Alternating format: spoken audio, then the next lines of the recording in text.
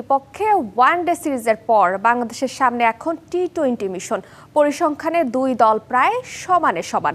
লড়াইটা হবে স্পিনারদের। চলতি বছরে টি-20তে ভালো ফর্মে নেই ক্যারিবীয়রা। 5 সিরিজে মাত্র একবার সিরিজ জিতেছে তারা।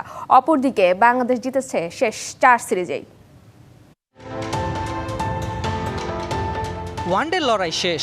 ওয়েস্ট ইন্ডিজের বিপক্ষে সিরিজ জিতে উজ্জীবিত বাংলাদেশ। এবার টি-20 মিশন টাইগারদের সামনে। চলতি বছরের 7ম সিরিজ খেলবে লিটন দাসের দল। শর্টার ফরম্যাটে ছন্দেই আছে ফিল সিমন্সের শিষ্যরা। পরিসংখ্যানে দুই দলের অবস্থান প্রায় সমানে সমান। এখনো পর্যন্ত 19 বারের দেখায় 9 জয় ওয়েস্ট ইন্ডিজের। টাইগাররাও পিছিয়ে নেই, জিতেছে 8 বার। দ্বিপাক্ষিক 4 সিরিজে দুই দলই জিতেছে 2টি করে সিরিজ। বোঝাই যাচ্ছে টি-20তে দুই দলের লড়াইটা হয় হাড্ডাহাড্ডি।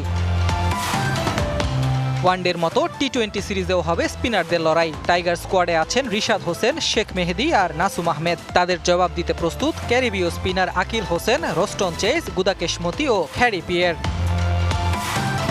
ওয়েস্ট ইন্ডিজের জন্য টি-20তে চলতি বছরটা ভালো যায়নি। 5 সিরিজের 4টিতেই হেরেছে ক্যারিবীয়রা।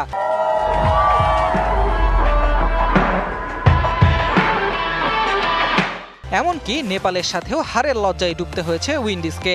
অপরদিকে এশিয়া কাপে ভালো করতে না পারলেও দ্বিপাক্ষিক সিরিজগুলো ভালো কেটেছে বাংলাদেশের। টানা 4 সিরিজ জিতে ভালো মোমেন্টামে টাইগাররা। ঘরের মাঠ দেবে বাড়তি অ্যাডভান্টেজ।